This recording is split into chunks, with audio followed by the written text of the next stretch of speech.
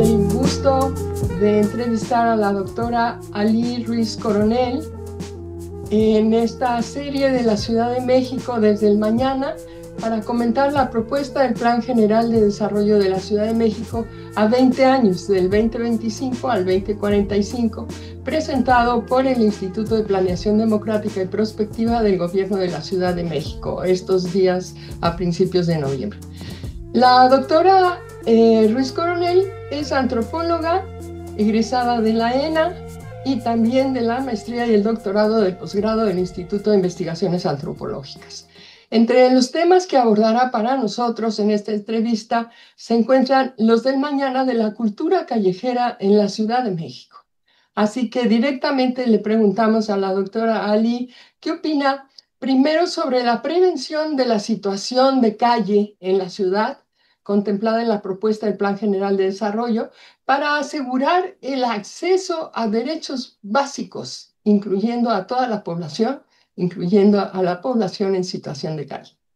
En segundo lugar, quisiera también adelantarle otra pregunta acerca de las opciones reales que a 20 años ella considera pertinentes, urgentes, necesarias, para que quienes quieran dejar la calle encuentren otra opción vital.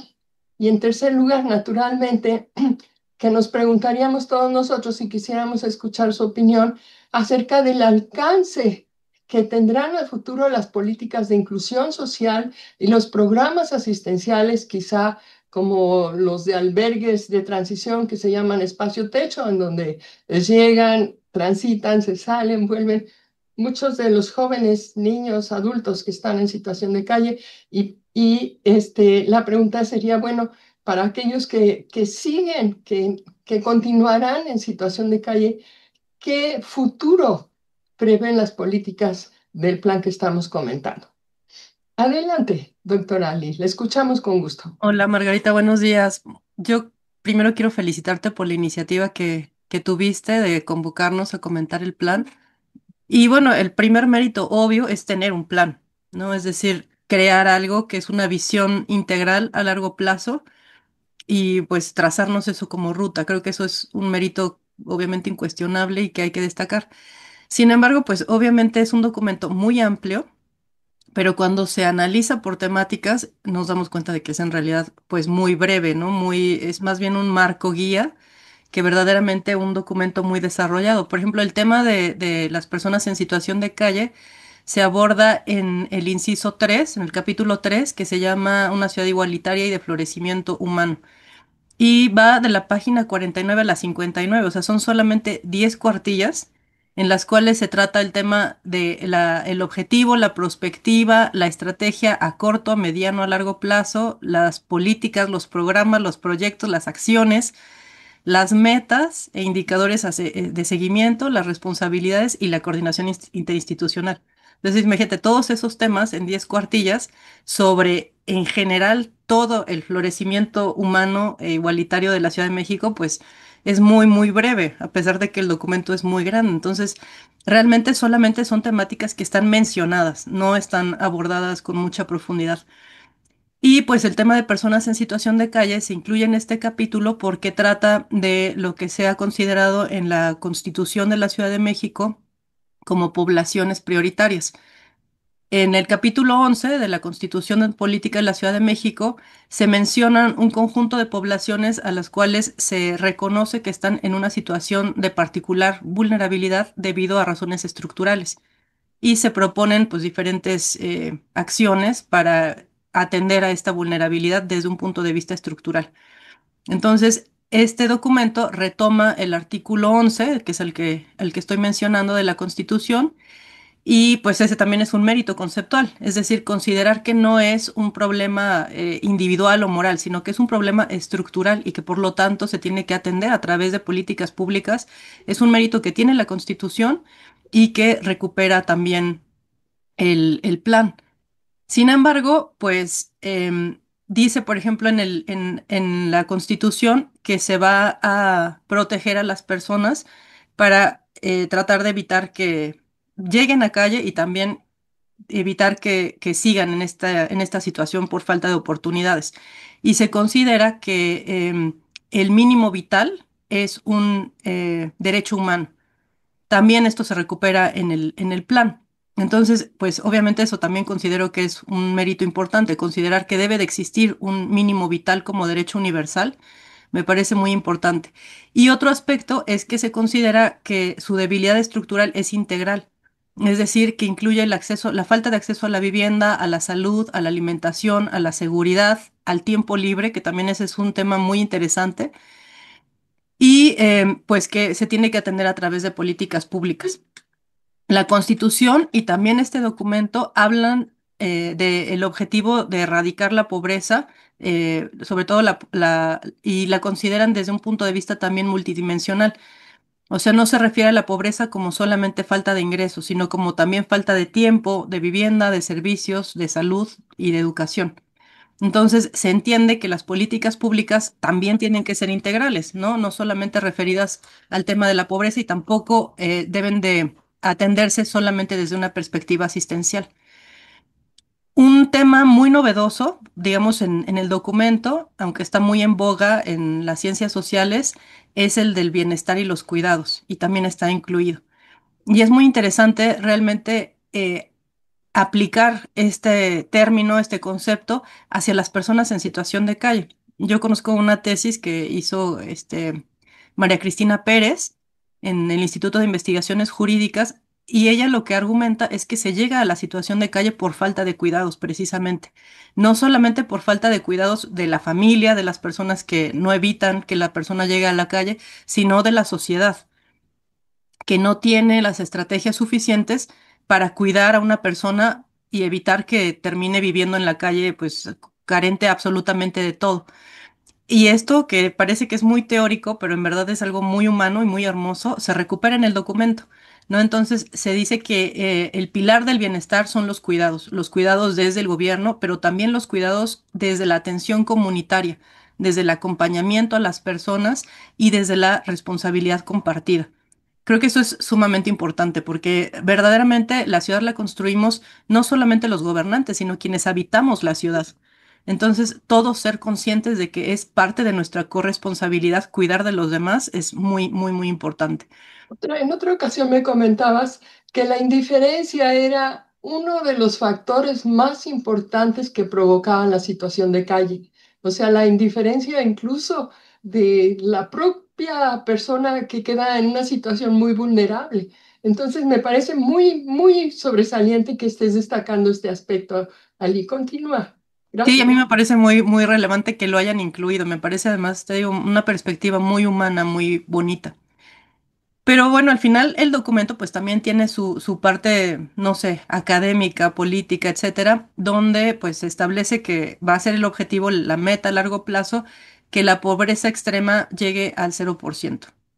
Y pues eso otra vez se ve algo como muy ambicioso y desde mi perspectiva pues difícil de realizar, sobre todo porque el resto del documento establece acciones que no se ve que lleven a eso. O sea, ahorita estoy destacando las virtudes conceptuales, por ejemplo, entender la pobreza como algo integral y también la atención como algo integral desde las políticas públicas. Sin embargo, lo que vemos después ya en el desarrollo del texto no es una perspectiva tan integral. No, al final, el alcanzar esta pobreza cero, que la pobreza extrema sea cero, se pretende a través de estas redistribuciones, transferencias monetarias y programas bienestar. Entonces, conceptualmente se ve como algo muy integral, pero la política a través de la cual se quiere lograr es básicamente económica, ¿no? Que es la transferencia monetaria y de programas del bienestar. Entonces, aunque conceptualmente es muy incluyente, en la propuesta para abordarla es otra vez muy monolítica y muy enfocada estrictamente a lo económico. Y además ahí hay un riesgo muy grande porque también el documento establece que se va a lograr esto a través de programas universales. Y yo en varias partes ya he hablado de que cuando una población está tan marginal como las personas en situación de calle, las políticas universales siguen marginándolos aún más. Voy a poner el ejemplo otra vez de las transferencias monetarias. Hay adultos mayores que cumplen con el requisito de edad, por ejemplo, para recibir el programa Bienestar, pero no tienen documentos de identidad y no tienen comprobante de domicilio porque están en situación de calle. Entonces es muy claro que ellos requerirían más que una persona, por ejemplo, que está jubilada, que tiene ISSSTE, que tiene IMSS, este recurso y que para ellos sería algo vital. Sin embargo, la otra persona que tiene comprobante de domicilio, que tiene todos los requisitos para ir a hacer su trámite, va a recibir el beneficio y no la persona que realmente lo necesita. Entonces, una política que es universal requiere de las personas, pues, lo que para muchos son requisitos muy básicos, ¿no? Como por ejemplo el INE, hacer el trámite, etcétera. Pero de verdad, cuando la población está en una situación de marginalidad tan extrema, a veces no tiene estos requisitos que son los mínimos.